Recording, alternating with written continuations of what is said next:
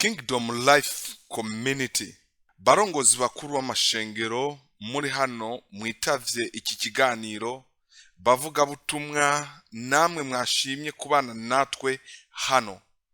Reka nshimire amashengero yo mu ntara ya Gitega, mu ntara ya Bujumbura, mu ntara ya Rumonge no mu ntara ya Makamba ari hano mu kwerekana umuhate wo kubakanwa natwe mu ihinduka ry'ubwami ririko rirafata ikibanza uno munsi.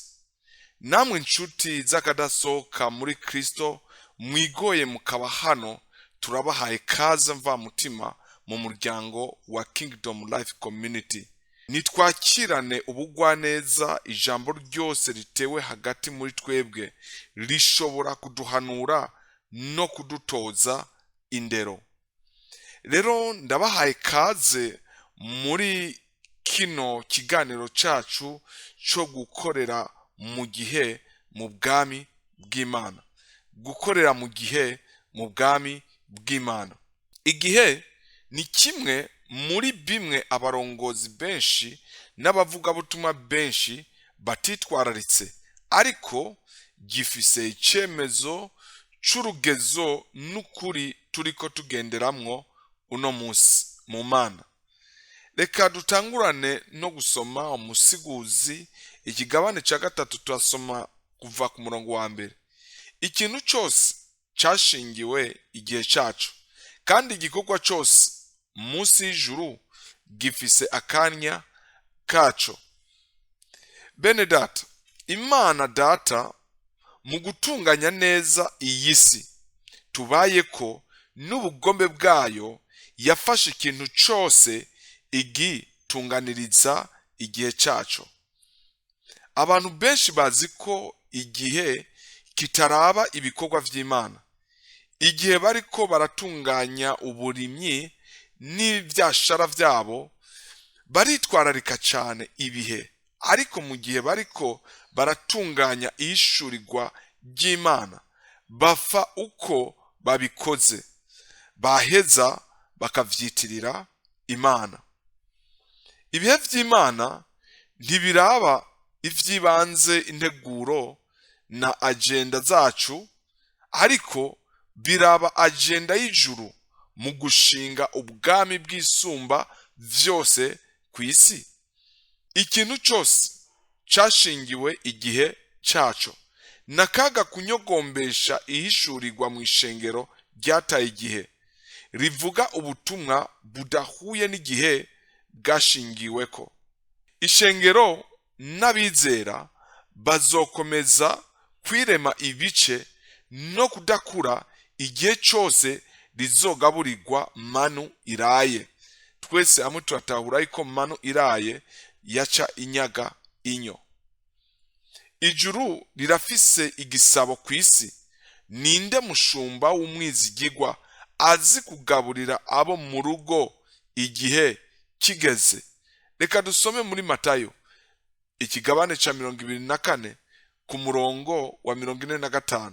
Haravuga ngo, none ninde mushumba wo kwizigirwa w'ubwenge shebuja yosigira abo mu rugo rwiwe ngo abagaburire igihe kigeze? Muri Luka ikigabane ca 12 ku murongo wa 56 turashika no ku murongo wa 57. Mwandyarya murazi kugendeza isi n'ijuru, niki kibabuza kugendeza iki gihe? Kandi namwe ubwanyu niki kibabuza kugenzura ivyo kugororoka? Umushumba w'ubwenge abazi kugendeza igihe, akamenya kurobanura ubutumwa bukwiye kwigishwa ishengero. Umushumba w'igifu niwe wenyene ashobora kwigisha ubutumwa buhuye n'irari n'umunoho w'inkunzi w'amahera n'ibihimbaro vy'isi, yaheza akavuga ngo Imana yamutumye. Mwene abo barongozi ntibakeneye kwitwararika igihe n'ubwami bw'Imana buhishurirwa mu gihe, kuko igendereza ryabo rishingiye ku mahera n'ubutunzi bwa none. gukorera Imana babitegwa n'inda, ubwabo ntibinjira mu bwami kandi babuza n'abandi kubwinjiramo. Reka dusome muri Matayo ikigabane ca 23 ku murongo wa 13. Haravuga ngo, muzobona ibara mwebwe mw'abanyabwenge b'ivyanditswe n'abafarisayo, mwandyarya kuko mwugaranira ubwami bwo mwijuru imbere y'abantu, kandi ntimubwinjiramwo bwanyu, n'abagomba kubwinjiramwo ntimubakundira. Imana irakeneye kudugana ishengero mu kibanza yariteguriye, ariko ukuri kw'igihe kugomba kwigaragaza no gushigwa ahabona. Ibanga ry'urugendo rw'abana b'Abisirayeli ryarikiye ku gutahura igihe no kumenya ikibereye gukorwa mu gihe. Dusomye Ingoma ba mbere ku kigabane ca 12 turahera ku murongo wa 32. Haravuga ngo, abo mu Bisakari bazi ubwenge bwo kumenya igihe, bakamenya n'ivyo Abisirayeli bakwiye gukora. Bari abakuru 200 bazananye n'abandi biwabo bagaba. Abana bo mu Bisakari bari bazi gusobanura ivy'igihe nico ubwoko bw'Abisirayeli bwose bukwiye gukora. Bari bashoboye gutahura igihe no guhagarara neza mu rugendo rw'abana b'Isirayeli. Igihe cyose Imana ishinduye igihe ntiyagisha inama Mose, ariko Mose niwe yakurikira igihe. Kandi no mu gihe cyacu Imana ntigisha inama umuntu n'umwe mu guhindura ibihe by'ishengero, naho yoba yitwa apotre, bishop, chef. Abantu benshi babura igihe ciza mu Mana mu kwibaza ko Imana ikurikira irari ry'ivyo batumbereye kuronka. N'ubugumbaha kujana n'ingoma ya Sawuli mu gihe ijuru rimaze guhagurutsa ingoma ya Dawidi. Reka dusome muri Samueli wa kabiri igabane ca 3 turasoma umurongo wa 10. Haravuga ngo, ngakuri ingoma mu nzu ya Sawuli nkayegurira Dawidi, nkatuma ingoma yiwe ihangama mu Bisirayeli no mu Bayuda, uhereye Dani ugashitsa Iberi Sheba.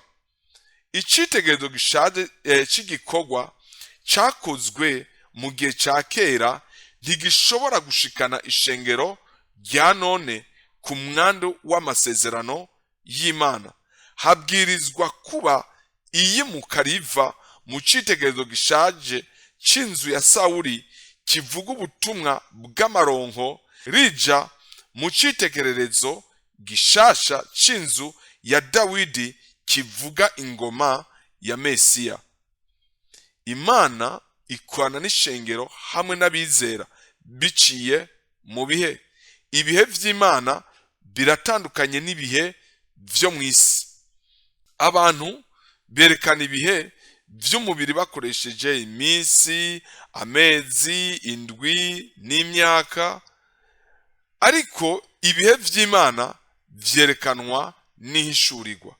Imana itanga ijambo rishasha rikerekana ibihe bishasha ari vyo ishaka gutwariramwo ishengero.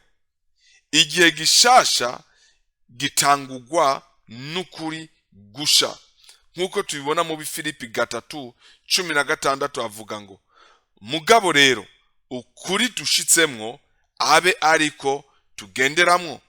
Mugabo rero ukuri dushitsemwo abe ariko tugenderamwo. Ukwemerera ukuri kwacu kutwimurira mu gihe gishasha c'inzu ya Dawidi bwo ku rundi rugezo mu Mana. Hari gutera intambuko yishigwa ahabona kwihishurirwa ry'umugambi w'ubwami bw'Imana. Ni urukurikirane, kandi Imana iriko igendera mu mugambi no mu nteguro yayo vyerekanirwa mu gihe cayo. igihe c'Imana ntabwo ari umwanya n'integuro vy'idini, ni umwanya usobanurwa mu buzima bw'umwe wese na mpwemu w'uhoraho. Bisabwa ko Imana ishinga mu bugingo bwacu ugutahura niyerekwa rizohindura rwose akaranga n'igihagarariro vyacu mu kwizera. Mu rutonde rw'ibihe bitatu turabona kariyose, turabona kronose, turabona arion. Ishengero rishitse mu gihe c'umwihariko kariyose mu Mana, aho hari uguseranguka kwishurirwa ry'ubwami bw'Imana nk'ukuri kwa none. Twese turemeranya ko turi mu gihe c'iherezo. Ishengero ribwirizwa gutangura kuvuga no guhazwa n'ubutumwa bw'ubwami bw'Imana bwashingiwe kariyose yabwo. Kandi ubu butumwa bwiza bw'ubwami buzovugwa mu isi yose ngo bube ikimenyetso kibera icabona amahanga yose, maze umuhero uzoca uza.